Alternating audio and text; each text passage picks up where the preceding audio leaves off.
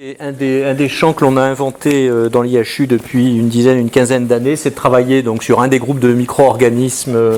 que Didier Raoult vient d'évoquer, qui s'appelle les archées. Je reprends et je rebondis sur la même représentation qu'il a faite récemment. Et donc, on parle bien de ce groupe de micro-organismes. Et vous voyez, si on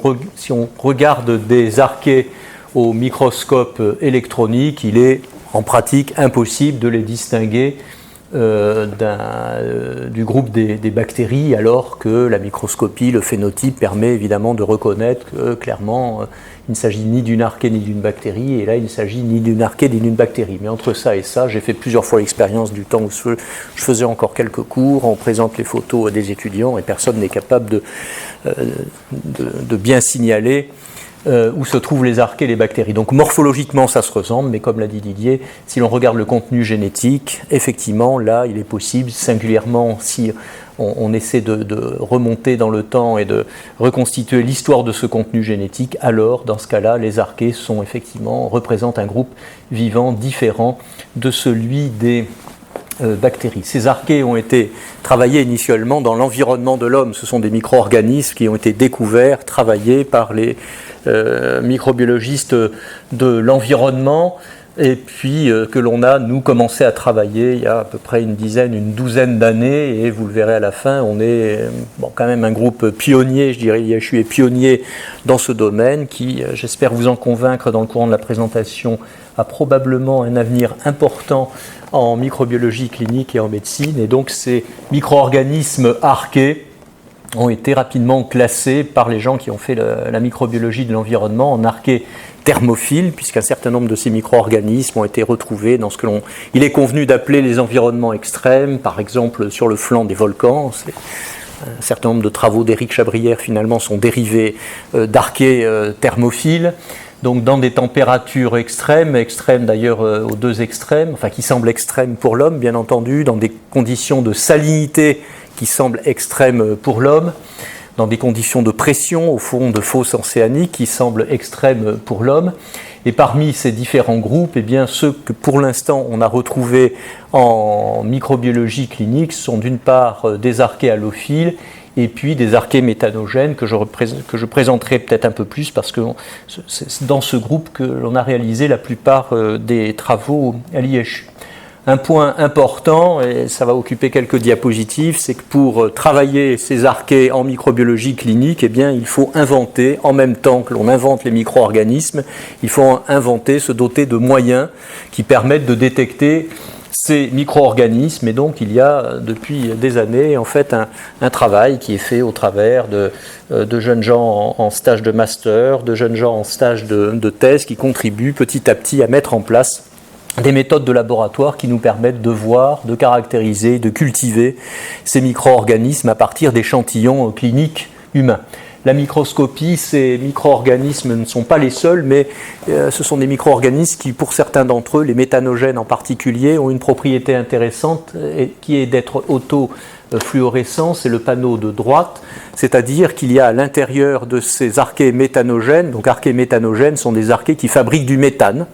Ces archées méthanogènes, pour fabriquer du méthane, ont besoin d'une chaîne métabolique et notamment d'un cofacteur, d'un coenzyme qui a comme propriété que lorsque vous l'éclairez en UV, il réémet la lumière sous forme d'une couleur verte. Donc il suffit de réaliser la préparation par frottis d'un échantillon clinique, de l'éclairer en ultraviolet et on voit ces micro-organismes qui flashent en vert, c'est ce qui est montré là, et puis l'on a en contrepoint réalisé une coloration d'API. La plupart d'entre nous savons ce que c'est, mais il s'agit, vous le savez, d'une coloration de l'ADN, une coloration également fluorescente en bleu de l'ADN, et on peut éventuellement superposer les deux images. Donc ça, c'est quelque chose qui est, de mon point de vue, intéressant. Ça n'est pas une spécificité des archées. Certaines mycobactéries, par exemple, également sont autofluorescentes. On peut également les visualiser comme cela. Je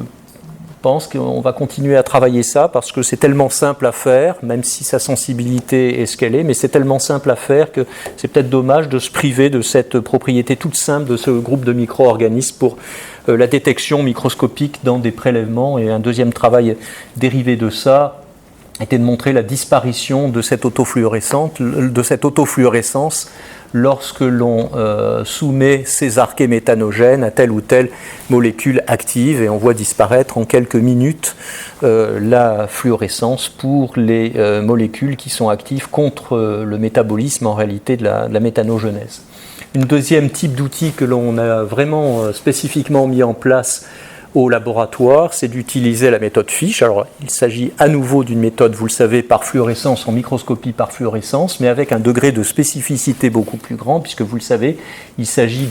d'accrocher dans le micro-organisme une sonde oligonucléotidique qui donne évidemment un certain degré de spécificité et qui est elle-même taguée par des molécules fluorescentes qui permettent de faire ça. Alors c'est une méthode qui est un petit peu plus longue à mettre en œuvre, mais qui reste raisonnable en termes de diagnostic de mon point de vue, au moins sur des prélèvements profonds, qui donne donc assez rapidement, vous voyez, une identification très vraisemblable du micro-organisme arché, et là vous en voyez deux.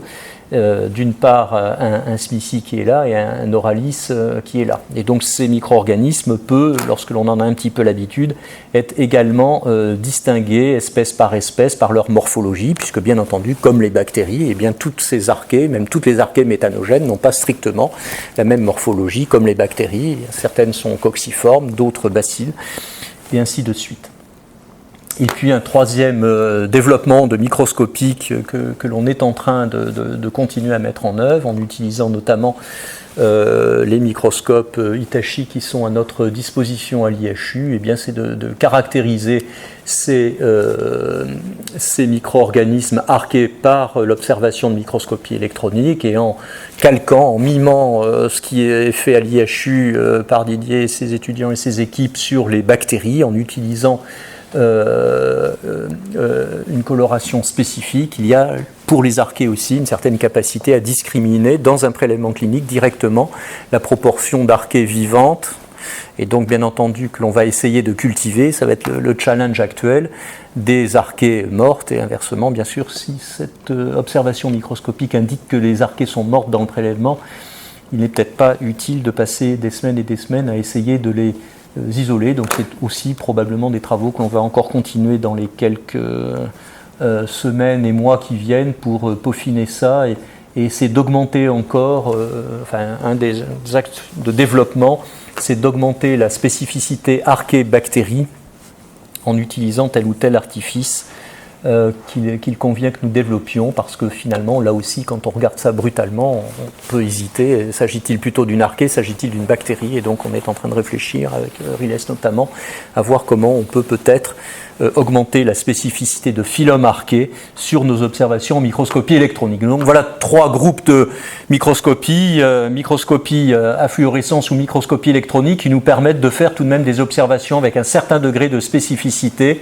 pour la détection microscopique des archées dans les prélèvements cliniques. La deuxième méthode, bien entendu, qui a demandé des développements, ce sont les détections d'ADN de ces archées, essentiellement basées sur, bien sûr, la PCR en temps réel, la PCR quantitative. Je vais aller assez rapidement, de façon, je dirais, assez banale. Les deux stades, les deux étapes expérimentales qu'il convient de développer, c'est l'étape d'extraction. Les archées, en particulier méthanogènes, ont une paroi extrêmement résistante, d'une nature biochimique différente de celle que l'on retrouve dans les bactéries, mais je dirais de dureté équivalente aux mycobactéries par exemple, et donc il convient d'utiliser des protocoles d'extraction qui permettent la lyse mécanique et chimique de cette paroi afin de libérer les acides nucléiques pour toutes les méthodes de biologie moléculaire que l'on va utiliser, singulièrement la PCR. Et bien entendu, la deuxième étape, c'est de mettre au point des amorces et des protocoles de PCR qui aient un certain degré de spécificité des archées ou de tel groupe d'archées, ou plus encore de telle espèce d'archées pour les détecter. Et donc pour ce qui concerne les archées méthanogènes, eh bien c'est un gène qui est impliqué dans la méthanogenèse qui est la cible principale, le gène MCRA, du fait qu'il s'agit d'un gène qui n'est retrouvé pour l'instant que dans les archées méthanogènes et dans aucun autre groupe de micro-organismes vivants tels que décrits avant par Didier jusqu'à présent. Et puis, pour continuer dans ce domaine, calqué sur les protocoles en réalité que l'on a mis en place pour la PCR, singulièrement en termes d'extraction, encore une fois, la capacité à attaquer le génome directement de ces micro-organismes. Pour l'instant, on a essentiellement réalisé des génomes à partir des archées isolés, mais on tend petit à petit à détecter les archées par séquençage directement dans les prélèvements. Par exemple, il y a un travail qu'avait mené Pierre-Édouard il y a maintenant, je ne sais pas, 2, 3, 4 ans peut-être, concernant les abcès cérébraux, avec l'extraction bien faite des acides nucléiques qui permet en séquençage métagénomique de détecter les séquences d'archées, de montrer dans cet exemple que la contribution relative des archées à la microbiologie, aux microbes présents dans un abcès cérébral. Le dernier point technique qui est le plus captivant, avec des développements extrêmement récents, c'est l'isolement et la culture. Et là, encore une fois, je ne parle que des archées méthanogènes. Donc ces archées méthanogènes, jusqu'à un passé très récent dans le laboratoire, jusqu'à il y a quelques semaines, étaient réputées pour avoir un besoin strict en hydrogène, éventuellement en CO2, mais en hydrogène, comme un des gaz nécessaires pour la méthanogenèse, pour la fabrication du CH4, du méthane, à la fin. Donc dans un premier temps, il y a je ne sais pas combien, fin du temps de Saber, on est allé apprendre en réalité la culture et l'isolement des archées à Lumini dans un laboratoire de microbiologie environnementale avec Bernard Olivier. Et puis donc on a importé dans le laboratoire de l'IHU, la faculté de médecine peu importe, de l'IHU, ce que l'on avait appris en réalité de la microbiologie environnementale. Et donc il s'agissait, vous voyez, d'injecter dans des tubes particuliers qui sont appelés tubes de Hengate, d'injecter ce mélange gazeux hydrogène CO2 afin de donner les gaz nécessaires pour la croissance du méthanogène et comme dérivé d'ailleurs la fabrication du méthane. Et puis une deuxième étape, là, cette fois-ci à l'IHU, a été de remplacer finalement cet hydrogène ainsi réalisé par de l'hydrogène fabriqué, issu, produit du métabolisme bactérien. Et donc ça a été un point extrêmement important parce qu'on est passé d'une culture en anaérobiose stricte, c'est-à-dire en l'absence complète d'oxygène, avec la tolérance que ça veut signifier, moins de 0,5% d'oxygène dans l'atmosphère, à la possibilité pour la première fois de tenter de réaliser avec succès l'isolement et la culture de ces méthanogènes dans une ambiance aérobie, dans l'air ambiant, donc environ 16% de teneur en oxygène, par cet artifice qu'a inventé Didier, qui est un double artifice en réalité. Le double artifice, c'est l'utilisation de ce que l'on appelle communément des cafetières, qui sont finalement donc des cafetières double chambre reliées entre elles. Et puis donc l'idée d'utiliser une bactérie anaérobie produisant de l'hydrogène pour fournir l'hydrogène biotique, si je puis dire, à l'archée méthanogène, permettant sa vie, son métabolisme et pour nous son isolement et sa culture. Un troisième travail fortuit, et ça c'est important, qui a été réalisé par une étudiante de Didier dans le laboratoire, a été fortuitement d'isoler Methanobrevibacter smithii, qui est une de ces archées méthanogènes dont je parle. C'est l'archée méthanogène la principale en microbiologie clinique, en particulier dans le microbiote digestif. C'est une archée méthanogène qui est quasiment constamment détectée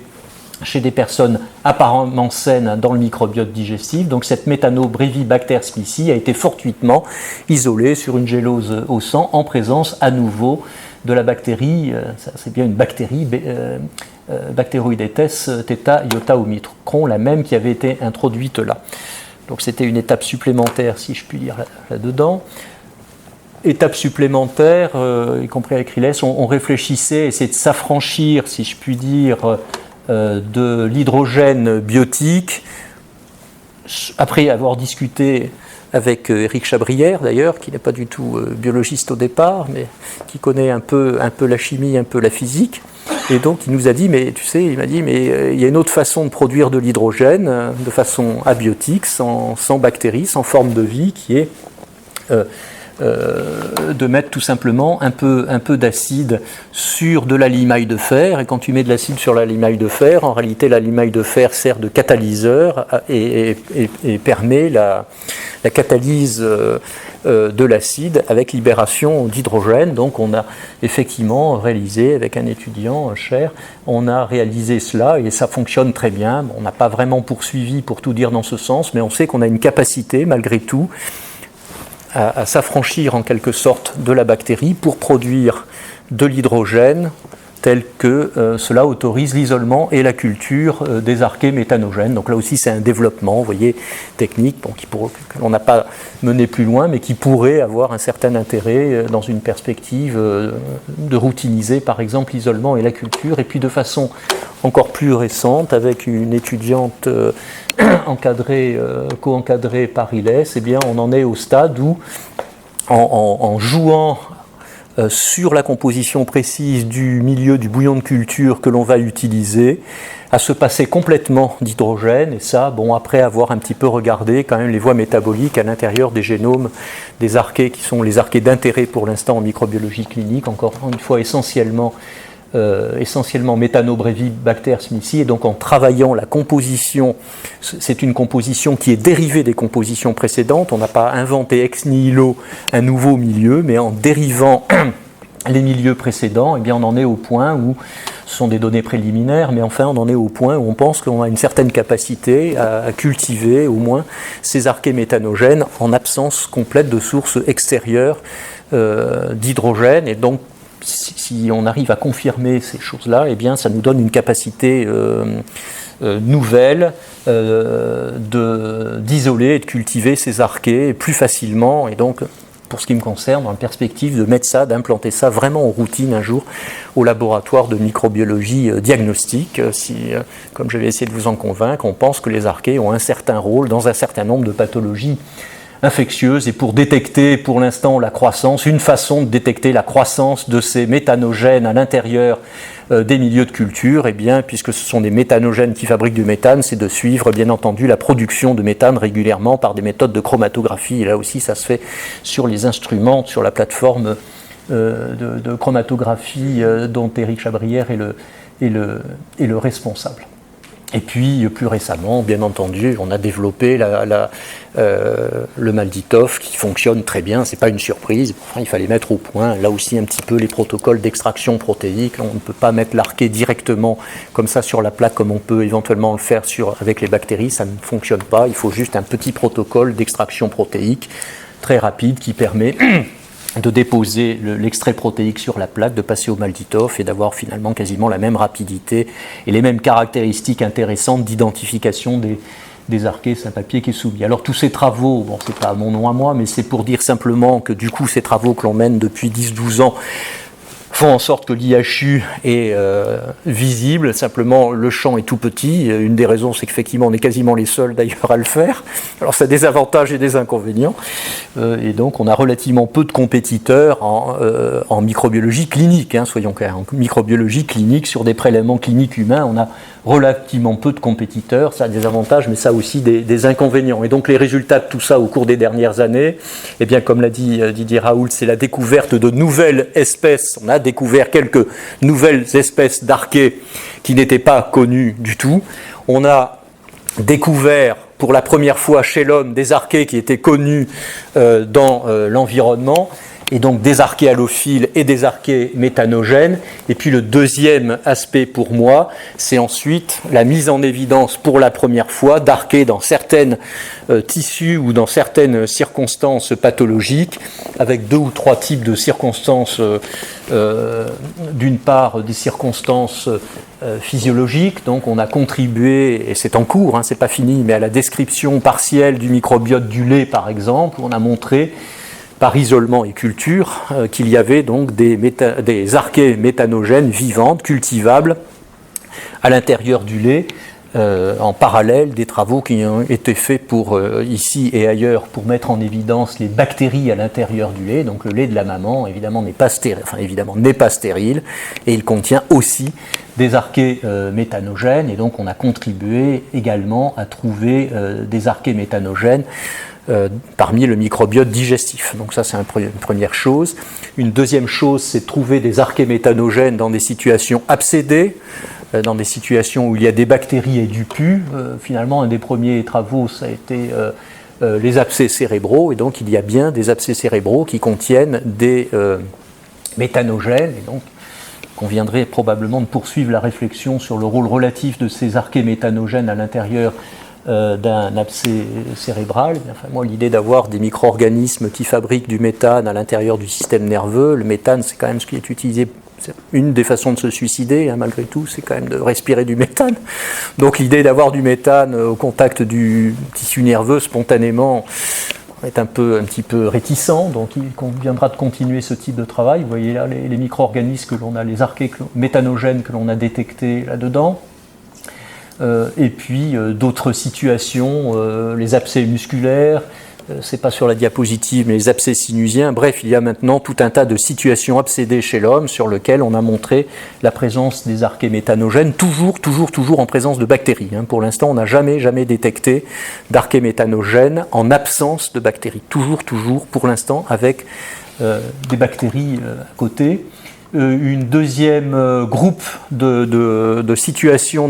pathologiques dans lesquelles on détecte ou non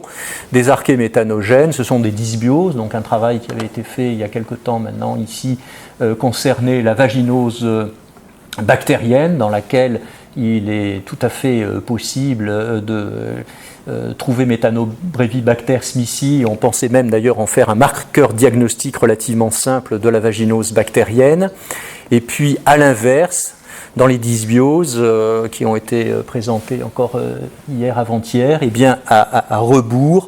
les situations de malnutrition sévère aiguë peuvent être caractérisées aussi par l'absence, cette fois-ci,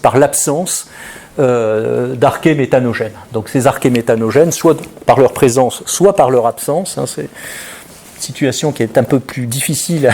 à conceptualiser, peuvent être des marqueurs de dysbiose. Et puis la dernière situation que l'on a décrite, qui n'est donc ni physiologique, ni absédée, ni dysbiotique, c'est dans le sang la présence de Methanobrevibacter smithii, et en réalité d'un autre méthanogène qu'on est en train de décrire,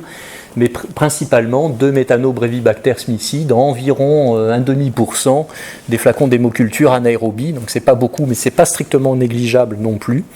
de savoir que dans le sang, dans certaines situations, il est possible de détecter pour l'instant deux espèces d'archéméthanogènes. Donc du coup des contributions au champ qui sont quand même des contributions importantes, mais encore une fois dans un champ, et je le regrette beaucoup, qui est un champ extrêmement étroit parce que relativement peu d'équipes actuellement essaient d'implanter la détection de ces micro-organismes en microbiologie clinique. Puis ça c'était pour terminer, dire que donc ce sont des travaux qui sont réalisés depuis maintenant 10-12 ans par un certain nombre de personnes avec une liste qui se veut grossièrement chronologique, mais enfin peu importe.